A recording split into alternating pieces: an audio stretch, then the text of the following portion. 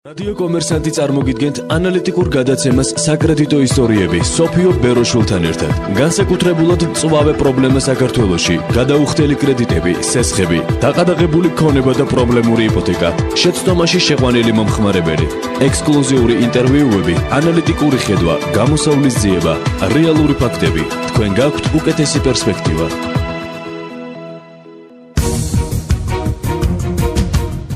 გამარჯობათ, მე ვარ სოფიო ბეროშვილი რადიო კომერსანტის ეთერში გადაცემით საკრედიტო ისტორიები სოფიო ბეროშვილთან ერთად. როგორც უკვე იცით, ჩემი საავტორო გადაცემა ეძღვნება ძალიან აქტუალურ, მწვავე და მრავალმხრივ თემას, იპოთეკით დაზარალებულებსა და ქვეყანაში არსებული სხვადასხვა სოციალური პრობლემების გამო უბინაოდ დარჩენილ ადამიანებს. დღეს სტუდიაში სტუმრად მყავს იპოთეკით დაზარალებული ქალბატონი ეთო შავიშვილი და იპოთეკით დაზარალებულთა საინიციატივო ჯგუფის ერთ-ერთი ლიდერი ბატონი გია მიქაბერიძე. გამარჯობათ ქალბატონო ეთო, ბატონო გია, დიდი მადლობა მობრძანებისთვის. ქალბატონო ეთო, თქვენით დავიწყოთ. მე როგორც ვიცი, თქვენი ოჯახი ბრძანდება თაღლითობის მსხვერპლი, მოგვიყევით ამის შესახებ თუ შეიძლება. გამარჯობათ. კი ბატონო, მოგიყვებით, ესე იგი ჩემი ოჯახის, ასე ვთქვათ, ისტორია ამ საქმესთან მიმართებაში შემდეგში მდგომარეობს. 2012 წლის თებერვალში ვღებულობთ შეტყობინებას გამოსახლების შესახებ. მანამდე არაფერი წარმოდგენა არ ჰქონდა თუ რა ხდებოდა. მშვიდად პატიოსნად ცხოვრობდით 4 ქალი ოჯახში და რა თქმა უნდა დედა დიასახლისი, ერთადერთი ვინც მუშაობდი ოჯახში ვიყავი მე. ერთი სიტყვით მოდის გამოსახშეტყობინება გამოსახლების შესახებ. რა თქმა უნდა ეს იყო, არ ვიცი, ვერ ავღწერ ხოლმე იმხელა ტრავმაც, შოკიც, ყველაფერი ერთად, იმიტომ რატომ გვასახლებენ? ხო, ამაშია საქმე. რატომ გვასახლებენ?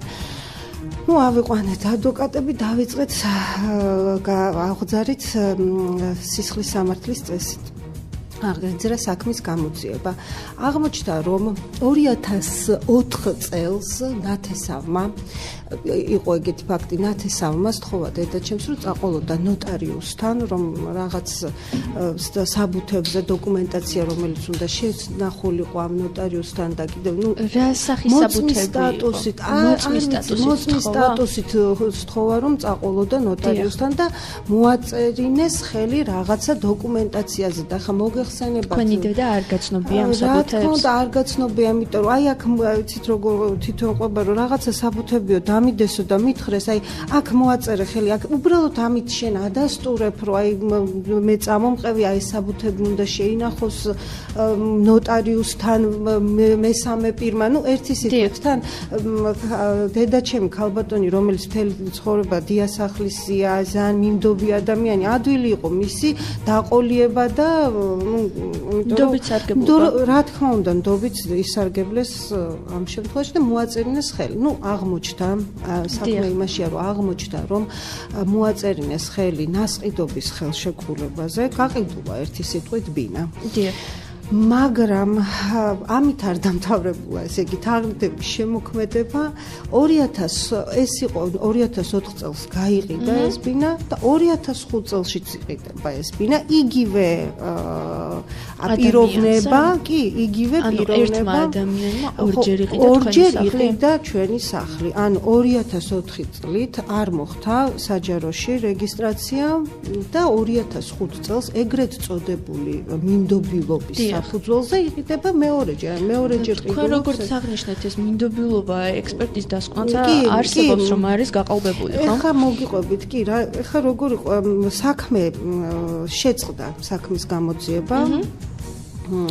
ჩვენთვის უცნობი იყო შეწყვეტის დადგენილება და 5 ნოემბერს გამოგვასახლეს. შემდეგ უკვე სამოქალაქო კუთხით წავედით და იქიდან მოსამართლემ გამოითხოვა სისხლის სამართლის საქმე და სწორედ აქ აღმოჩნდა ძალიან საინტერესო გარემოება, რომ დადგინდა ძალიან მნიშვნელოვანი რამ, რომ ეგრეთ წოდებული მინდობილობა, რომელითაც აღირიცხა საჯარო რეესტრში ბინა, ყოფილა გაყიდვის შესახებ ყოფილა ქსერო ასლი. ანუ ასლით არის აღრიცხული და არა დედანი დოკუმენტაცია. გადაიტანეს ასლით, სავარაუდოდ ალბათ ხელმოწერა, ნოტარიუსთან არსებული ხელმოწერა გადაიტანეს სავარაუდოდ. არ ვიცი, იმიტომ მე გეუბნებით იმ ფაქტს და ზედმეტი რო არ ვილაპარაკო, მე ვამბობ ფაქტს, რომელიც აღმოჩნდა გამოძიების მიერ დადგენილი. ეს არის იყო ესე იგი ჩატარებული ექსპერტიზა მინდობილობაზე და ექსპერტიზის დასკვნაში წერია, რომ ეს არის სამრავლებელი ტექნიკით ეგრეთ წოდებული ქსეროქსით გამოყვანილი ხელმოწერა და დაკითხული იყო ამ საქმეზე თვითონ ექსპერტი და ექსპერტიც იგივეს ადასტურებს. ერთი სიტყვით გამოდის რა, რომ დადგენილი არის თქვენი ასე ვთქვათ უდანაშაულობა თქვენ ოჯახს არ აუღია. ხო, იცით რა არის საქმე რაშია, იცით ხო, აი თანხა არ აუღია. ანუ მე ვარ მსხვერპლი, რეალურად მართლა მსხვერპლი ვარ და მაგრამ განცირული ვარ, იმიტომ რომ ჩვენ გაგვასახლეს და ვართ ქუჩაში, ფაქტიურად ქუჩაში. თქვენ არ მოითხოვეთ მიზეზი რატომ შეწყდა სისხლის სამართლის ძიება თქვენ საქმეზე, რა დაადგინეს? როდესაც მოვითხოვეთ გამოძიება, ანუ როგორ ყველანაირი მცდელობა იყო, რომ რაღაცა სიმართლე გვეპოვა, მაგრამ სამწუხაროდ სიმართლე გამოძიებამ ჩვენ არ დაგვიდგინა არანაირი არაფერი. აი პირდაპირ იცით რა, თან საინტერესო ფაქტი ისიც არის, აი მინდა კიდევ ერთი, გარდა ამისა, ორჯერ არის ბინა გაყიდული, ხო? როდესაც ადვოკატი ეკითხება გამოძიებელს, რომ თვითონ ფაქტი ორჯერ ნასყიდობის ვადები არ არსებობს, ნასყიდობა აქვს ყოველთვის ძალა. უბრალოდ სხვაობა იყო თუ რაღაცა ვადაში არ ვერ ჩაჯდებოდი იმის დარეგისტრირების, ხომ? შემდეგ იყო რაღაცა გადასახდელი, ანუ დამატებით და შეგეძლო აღრიცხა ის საჯარო რეჟიმი. აი გამოძიება რატომ არ დაინტერესდა? რატომ იყო ორჯერ თქვა ბინა გაყიდული? რატომ აი ბევრი შეკითხვა დარჩა ღია. ქალბატონო, კიდევ მე მინდა თქვენ რომ თქვენი საქმის მაგალითზე ზოგადად ჩემი აზრით ზოგადად იპოთეკის პრობლემასთან დაკავშირებული მნიშვნელოვანი საკითხი წამოვწიო. თქვენ საქმეში ძალიან მნიშვნელოვანი არის და ძალიან ბევრ საქმეშიც აქტიურად ფიგურირებენ შუამავლები. მე ვიცი რომ თქვენ საქმეში აქტიურად ფიგურირებდა შუამავალი და ამის შესახებ რომ გითხრათ ორი სიტყვით მოგვიყვეთ აი ამ ფაქტის შესახებ რა როლი ჰქონდა მას. დიახ, გეტყვით, ესე იგი ქალბატონი რომელმაც აი ეს ყველაფერი ასე ვთქვათ დაატრიალა, მას ჰქონდა საშუამავლო ფირმა. დიახ. საშუამავლო ფირმა ჰქონდა, რომელიც თანხების ვინც ეძებდა როგორც სესხებას, თანხის ბრუნვას აწარმოებდა. ამ შემთხვევაში, ჩვენ შემთხვევაში დაინტერესდა კონკრეტულად ის, არ ვიცი, ეთყობა ბინა მოეწონა ძალიან, იმიტომ რომ ის ამბობს, რომ მე თვითონ გავასესხე თანხა, მე თვითონ ჩვენება აქვს ასეთი მიცემული. კი, არ ვიცი, ეთყობა ბინა ძალიან მოეწონა სხვა შემთხვევაში. ანუ მივხვდით იცით როგორ არის ბევრი ნიუანსები არის, ანუ იყო დადებული ჯერ იპოთეკა ჩვენ ბინაზე, თუმცა ის ჩანაწერი რეესტრში არ არსებობს, ნოტარიუსთა პალატას ვერ მოგცა პასუხი, რომ ეს ხელშეკრულება ნაწარმოები რაღაც ინდექსით, ანუ ჩანაწერი არ არსებობს. მიხვდით, ანუ რაღაცა შეთითქმილი თუ როგორ ვთქვა, ესე იგი რაღაცა საბუთია შექმნილი, რომელიც არსად არ არის რეგისტრირებული. მიხვდით, ანუ ეს ახლა მისთვის არის ესეთი ის, რომ აი კი იყო რაღაცა იპოთეკა, მერე შემდეგ მოგვყიდა, იმიტომ რომ რაღაცა ვალი ვერ გადაიხადა, ანუ გაქვითეს, ვერ გეტყვით, სოფო, ძალიან საინტერესოა. მიხვდით, მე თვითონ ვერ ვცემ რაღაც შეკითხვებს, იმიტომ ეს უნდა დაადგინოს გამოძიება. ეს ყველაფერი მოხდა, როგორც თქვენ აღნიშნეს 2004-2005 და 2012-მდე თქვენ არავინ არ შეგხვებიათ. არავინ არ შეგხვებია. ჩვენ ცხოვრობდით ჩვენ სახლში. არავინ. ეჭვიც არ გქონდათ, რომ მსგავსი რაღაც ხდებოდა. არანაირი ეჭვი არ მქონდა, როგორ აი ვინმე ამიხსნას, რომ როგორ არსებობს ბინის მესაკუთრე. ხომ? უკვე. ანუ 2004-ში თუ 2005-ში არა აქვს მნიშვნელობა, ნუ ერთი და იგივე ადამიანმა შეიძინა თურმე ჩვენ.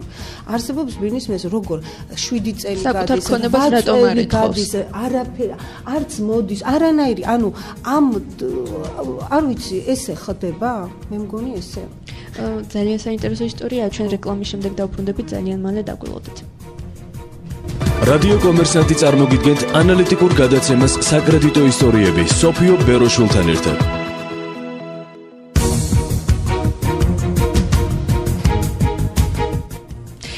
ჩვენ ისევ დავბრუნდით ეთერში გადაცემით საკრედიტო ისტორიები სოფიო ბეროშულთან ერთად და ძალიან საინტერესო კითხვაზე გავჩერდით გალბატონოეთო. ესეთი რაღაც ხდება თუ არა საერთოდ რომ ადამიანი თქვენ საუბრობდით ადამიანმა 7-8 წელს განმავლობაში იყიდა ბინა და არ მოიკითხა თავისი ქონება. როგორ მოხდა შემდეგ თქვენ როგორ შეიტყვეთ ამ ყველაფრის შესახებ თქვენამდე როგორ მოვიდა ეს ინფორმაცია? როგორც გითხარით ჩვენ ამის შესახებ და გავიგეთ უკვე როდესაც მე გამოსახლების ფაქტის წინაშე დავდექი და მაგრამ რა თქმა უნდა ხა საკუთარი ძალებით ჩემ ადვოკატთან ერთად ქალბატონ ნაირა ოტიაშვილთან ერთად ჩვენ დავიწყეთ ჩვენ თვითონ გამოკვლევა ანუ რა ხდება და რა აღმოვაჩინეთ ძალიან და საერთოდ დავინტერესდი ვინ არიან მევახშები და მანამდე კაცრად არანაირი საერთოდ არ ვიცოდი რა საქმიანობენ მევახშები საერთოდ არსებობდნენ თუ არა სიმართლე გითხრათ რომ ისიც არ ვიცოდი მაგრამ მე თვითონ ხდება აღმოჩნდა რომ ესე იგი საჯარო რეესტრიც ნოტარიუსიც შუამავლებიც აღმასრულებლებიც კი ესენი ყველა ერთად მოქმედებდნენ ანუ პოულობდნენ მე ვიტყვი ესეთ ამ ჩვენ შემთხვევაში მიმდობ ადამიანს რომელიც ძალიან ადვილად შეიძლებოდა რომ რაღაცაზე დაეთანხმათ ანუ ერთი სიტყვით მიმდობ ადამიანს ამ პოულობდნენ ნამდვილად გაჭირვებულს ისეთ ვისაც რაღაცა თანხა სჭირდებოდა სასწრაფოდ და სამწუხაროდ ჩვენი საბანკო სისტემა არ არის ისეთი მოქნილი რომ რაღაცა თანხა რომელიც გჭირდება და მართლა გჭირდება ყველა სეგმენტი მოიცვას ხო ასეთ ხალხს პოულობდნენ და აი ეს შეკრული გუნდი და არსებული კანონმდებლობის ფარგლებში ფაქტიურად სარგებლობდნენ ამ ადამიანის ნდობით და არა მარტო და საბოლოო ჯამში ყველა მე არ ვიტყვი მარტო ჩემ კონკრეტულ შემთხვევაზე მე ვიტყვი რომ საბოლოო შემთხვევაში ეს მევახშები და მთელი ეს სისტემა არის თაღლითური რადგანაც პროცენტების აი როგორ დავიწყო არც ვიცი მინდა დავალაგო ხელშეკრულების დადების მომენტიდან გაუკონტროლებლის და ხელშეკრულების დადების მომენტიდან დავუშვათ სადაც არის რეალურად თანხა აღებული ხო აი დაწერილი თქვათ წერია 2% რეალურად იხდიან 3-ს 4-ს არ ვიცი 5-ს შემდეგ თანხის ზრდა ხდება ფურცლიდან ფურცელზე ისე რომ თვითონ მხოლოდ აი რაღაცა პირველი თანხა არის ნასესხები რეალურად და შემდეგ უკვე ფურცლებზე იზრდება ეს თანხა და ისე ხდება ეს და რეალურად ეს ყველაფერი ნუ ესე სიტყვას წყალობით ეს ყველაფერი ჩემი აზრით არის შუამავლების წყალობით იმიტომ რომ მე ვიცი ძალიან ბევრი შემთხვევები როდესაც აქტიურობენ თვითონ შუამავლები რომ თანხის ბრუნვა მოხდეს და ისინი რა თქმა უნდა ამ ბრუნვაში იღებენ თავის გასამრჯელოს საკმაოდ დიდ გასამრჯელოსაც და რა თქმა უნდა იმიტომაც ვამბობ აქ იყო სისტემა რომელიც პირდაპირ მიზანმიმართული იყო ძვირად ღირებული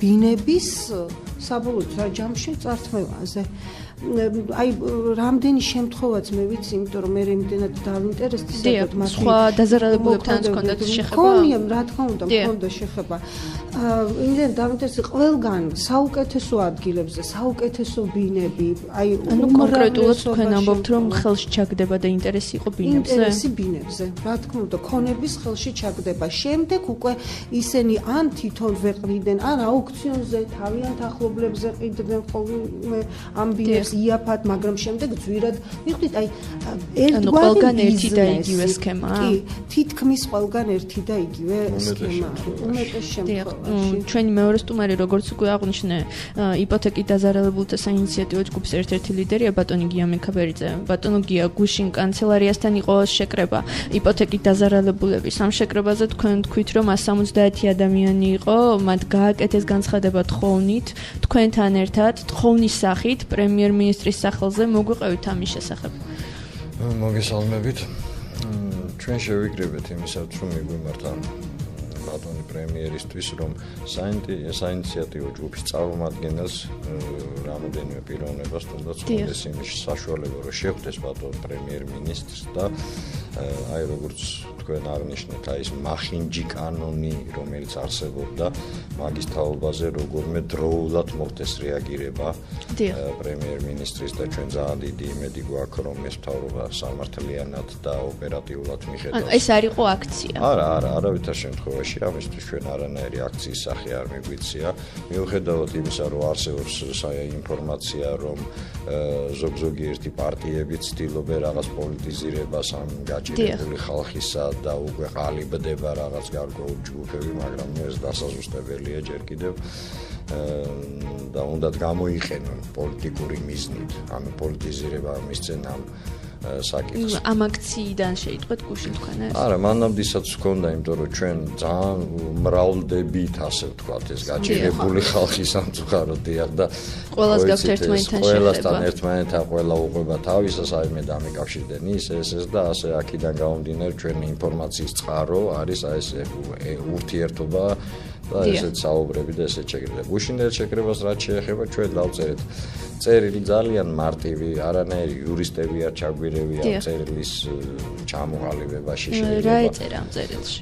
ელემენტარული რომ პატივისცემით და იმითი აღწერა შესავალში თუ რა მდგომარეობა რეალურად ამ წუთში და შემდგომ თხოვნა რომ აი საინიციატივო ჯგუფი მიიღოს შეხვედრაზე, რათა ჩვენ უფრო მარტივად შევძლოთ ავხსნათ ის სიტუაცია, რომელიც რეალურად არის, იმიტომ რომ აი როგორც თქვენ ქალბატონო ეთოსაც ესაუბრეთ, აქ ახლა უკვე აი იუსტიციის სამინისტრომ რეკლამებიც გაუშვა, რომ შეხედე რას აწერხეს, ну ჩემ სიტუაციაში მე ადრეც მოყოლი ძალიან კარგათაც მქონდა წაკითხული, კარგათაც მქონდა ნანახი ის ხელშეკრულება, რომელიც მანთან დავდე და საქართველოს ბანკისგან ხართ დაზარალებული. გახსოვთ და მაგრამ მაინც ის გააკეთეს, რაც გააკეთეს და ეს დღესდღეობით არც გამოძიებული არაა და არც ყურათან არ არის მიტანილი და აქედან გამომდინარე თუ დაუშვათ იგივე მთავრობას ხელს არ ეწევ მე მესმის ეს იმხელა არმია უნდა დაიწყოს გამოძიებები აუცილებლად და ეს იქნება იმის თუნდაც საშუალება მიეცემა ეკონომიკის სამინისტროს საგამოძიებო ჯგუფმა რომ დაიწყოს აი როგორც ჩვენ ეთერსმეტმა ვისაუბრეთ ხო თუ დაიწყებენ ამ გამოძიებას იგივე შუამავალი რაც ახლა ქალბატონია თუ ძალებდა ხო მე ვიცი რომ თქვენს ისტორიაში ძალიან აქტიური როლი აქვს შუამავალს ნათამაშები 11 ჩანაცვლება აქვს გაკეთებული 1 წლის მანძილზე ეს რამეს ნიშნავს და ამ 11 ჩანაცვლების პროცესებში ყოველთვის საშუამავლო 10% აქვს თანხებიდან აღებული ეს თანხა საშუამავლო არსად არ არის მინიშნებული ანუ მე და თქვენ გაგვაცნეს ერთმანეთი და ამ გაცნობაში აიღეს თანხა ეს თანხი 10% ხო და ეს თანხა ხო არსად დაფიქსირებული არა ნუ კარგით იმაზე უკვე ამჟამად ამ გადაცემაში არ ვსაუბრობთ რომ 3% წერდნენ იქ ნოტარიუსები და ეს პირსიტყვიერი გარიგები 5 და 6 და 10%-ზე იყოს ან ფაქტთან ზრდიდნენ ხო მაგრამ როცა გიჭირს კი იმ წუთში ყველაფერზე აწერხებს და ეხლა იუსტიციის მინისტრი ბრძანებს ეგეთ რამეს რომ შეხედე რას აწერხებს კი ბატონო მაგრამ ნუ თუ იმათ აქვთ იმის უფლება რომ უკანონობაზე ხელი მოგაწერინა რაცო ეს საქმე ესე როგორ შეიძლება კი მე ესე იგი ლუკმა ვარ ვიღაცის ხდები და მე გამოვდივარ ესე იგი უვიცი გაუნათლებელი და ის პროფესიონალი იურისტი შეგნებულად გაწერინებს ისეთ ხელშეკრულებაზე ხელს რომელთაც შენ კაბალაში კი არის რომ ჩათვალე რომ მონახდები ბატონო გია თქვენ გაეცანით ამ ახალ კანონმდებლობას რომელიც მთავრობამ წარადგინა ჯერჯერობით არა ვარ გაცნობილი მაგრამ ეს არის მომავალში როგორ უნდა მოხდეს ხოლო წარსულში რაც მოხდა ამ სიმახინჯე ამ 9 წლის მანძილზე ბატონო გია თქვენი თუნდაც მომავალში თქვენ გაქვთ ძალიან ბევრი ადამიანთან შეხება იცნობთ ძალიან ბევრი იპოთეკით დაზარალებულს იცით მათი ისტორიები პრაქტიკიდან გამომდინარე ახალი კანონმდებლობით არის ესეთი ერთ-ერთი პუნქტი ნუ ბევრი ცვლილება შედის მაგრამ ერთ-ერთი მნიშვნელოვანი არის ის რომ ნოტარიუსს ეზრდება უფლებამოსილება ეს რამენაირად მოაგვარებს ამ ადამიანების პრობლემას თუნდაც მომავალში ვერანაირად იმიტომ რომ წინა თუ მაგ პროცესს იხილავდა მოსამართლე კვალიფიცირებული მოსამართლე დღეს ერთი ხელის მოსმით გადაიქცა რაღაც ისა იმიტომ ვალშებნი ჯადოსნური ჯოხი მიცეს ნოტარიუსებს, ესე იგი განხილვის და იმის გარეშე მას შეუძლია გასცეს აღსრულების ფურცელი, ეს ხო ანომალია. ქალბატონოეთო, თქვენი მოსაზრება. ჩემი მოსაზრება ის არის, რომ გამომდინარე იქიდან, რომ აი ეჭვი მაინც არის, რომ ის ნოტარიუსი მაინც შეკრულია შუამავალთან, ის იგივე თქვენი გამოცდილებით. ხო, აი მე როგორ ვენდო ნოტარიუსს, რომელიც ნოტარიუსი, ხო, ერთი და იგივე გვარები ხშირად, აი რო ვთქვით, რომ ხო, ერთმანეთს დაუკავშირდით ეს დაზარალებულები და რაღაც ვიპოვოთ, იმიტომ რომ მე პირადად ის განცდა მქონდა, ნუ თუ მე ვარ ამ ქალაქში ერთი ესეთი, რომელმაც ესეთი ის უკაცრავად, თუ აი ამ მომენტში მე რა შემიძლია თქვა, როგორც თქვენ ძანეთ გამოცდილებიდან, როდესაც კი დაუშვათ ნოტარიუსიც იგივე ღვთისმშობელია, შეიძლება დაუშვა შეცდომა. მაგრამ ერთი და იგივე ნოტარიუსი, ერთი და იგივე საქმეს რო აწარმოებს, ერთი და იგივე შეცდომით, ეს უკვე რეციდივია. ეს უკვე მიზანმიმართული დანაშაულია. ქონიათ თქვენ პრაქტიკაში ან თუნდაც ხსმენიათ, რომ ერთი და იგივე ნოტარიუსი ფიგურირებს თუნდაც ერთი და იგივე სქემაში. ასობით საქმე და ამ რამოდენიმე ხნის წინ ერთ-ერთმა პოლიტიკური პარტიის ლიდერმა დაასახელა ერთ-ერთი ნოტარიუსი და იმ ნოტარიუსმა მერე უჩივლა და მერე იქ ჩაფარცხეს და ნუ ისე ვიცით რა ხდება, აი მიჩქმალვა ხდება, შეიძლება სრული ის არ არის გამონათქვამი ეს სიტყვა ისე ვერ გამოვიყენე, მაგრამ მიჩქმალვა ხდება ამ საქმეების მიჩქმალვა რატომღაც ხდება, თითქოს ვიღაცა ფარველობს. ან და კიდე მაშინ უკვე ამ თანხებს, რომლის მოძიებასაც ჩვენ ვითხოვთ სინამდვილეში, ხო, იგივე აი რო დავიწყე საუბარი და აი ეთერს მიღმა რაზეც ვისაუბრეთ, ეკონომიკის სამინისტროს საგამოძიებო ჯგუფმა რო დაიწყოს ამ თანხების მოძიება, ამ გაჭირებულ ხალხს ის თანხები ეყოფა, რომელიც მოიძიება, რომ ბეგარას გულისხმობთ, საშემოსავლო რაც უნდა გადაეხადათ იპოთეკაზე. საიდან არის ეს ფული მოსული საერთოდ მევახშე, რომელიც გეუბნება, რომ პურის ფული არა აქვს. ბავშვები შიმშილით უყდებიან და ვიღაცას ასესხებს 5%-ად და 10%-ად $100,000 მე ვერ მესმის. უბრალოდ ელემენტარულად ხო გამოაგელი მას 10 და აჭამე იმ შვილს საჭმელი კაცო. ანუ თქვენ ფიქრობთ, რომ ის ადამიანები, რომლებიც ვიღაცის თანხები ვიღაცის თანხას აკრიან, 100%-იანი ეგრე არ შეიძლება ახლა თოში ზამთარში შუამავალი მოვიდეს, რომელსაც ნოტარიული იმითი მინდობილობით აქვს 200,000 უდებს ჩანთაში და ქოშებში მოდის წვიმაში რა. ეს ხო ანომალია. კი ბატონო, ნუ ეს ხო ანომალია ყველაფერი ხალხნო და ამაზე თვალის დახუჭვა აღარ შეიძლება. იმიტომ რომ იმის მაგივრად ეს ტენდენცია შეჩერდეს და რაღაცნაირად ეს შუამავლები, ეს მევახშეები, ეს ნოტარიუსები, ეს აღმასრულებლები რაღაცნაირად მოითოქონ, გაჩერდნენ პირიქით, თითქოს მოსწრებაზე არიან, რომ მანამ ეს მახინჯი კანონი შეიცვლება, კიდევ და კიდევ უფრო მეტ ხალხს ღუპავენ. და ეს ხელშეკრულებები არის კაბალური ხელშეკრულება. რა თქმა უნდა.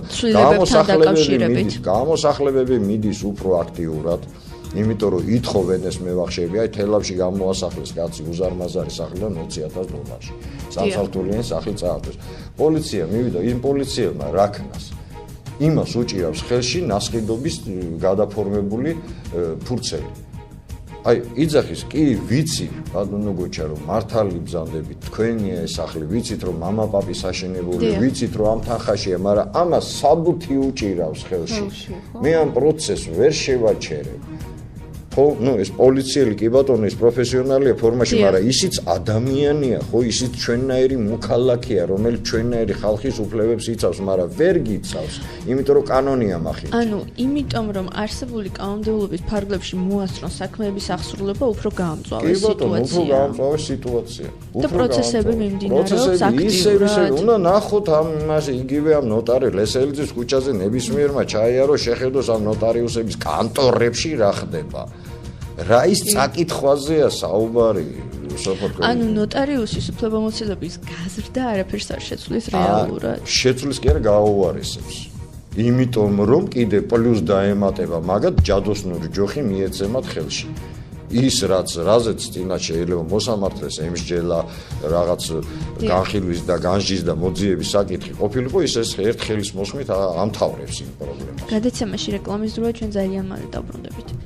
რადიო კომერსანტი წარმოგიდგენთ ანალიტიკურ გადაცემას საკრედიტო ისტორიები სოფიო ბეროშულთან ერთად.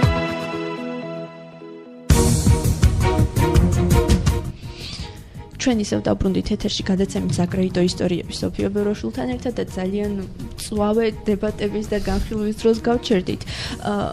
ბატონო გია, რა უნდა გაკეთდეს? აი თქვენი გამოცდილებიდან ამდენი შემთხვევა გაქვთ მოსმენილი. თავარი პრობლემა ბირთვი რაშია? თავარი პრობლემა კანონში, რომელიც დაამახინჯეს ამ წლების მანძილზე ეტაპობრივად.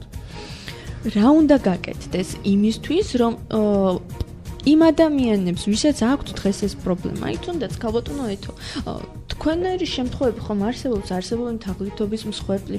რა უნდა გაკეთდეს პირველ რიგში, რომ იმ ადამიანებს, ვისაც ზუსტად თქვენნაირი არა, მაგრამ თქვენი მსგავსი პრობლემა აქვთ, რომ მათ შეუმსუბუქდეთ მდგომარეობა. თქვენი აზრით რა უნდა გაკეთდეს? მე ვიტყოდი ახლა ჩემ შემთხვევაში, თუ ჩემ შემთხვევაზე იქნება ლაპარაკი და ჩემი მსგავსი საქმეები, ალბათ იცით როგორ არის, მე დავყოფდი რამდენიმე ჯგუფად. პირველ რიგში რომ უნდა აუცილებლად სადაც თაღლითობა იყოს ობიექტური სამართლიანი გამოძიება.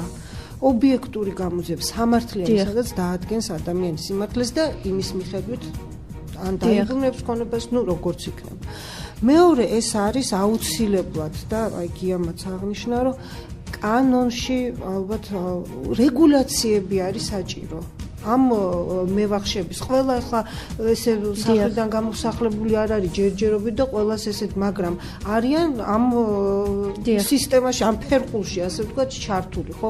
აი იმ ხალხმა რა დააშავა, ხო?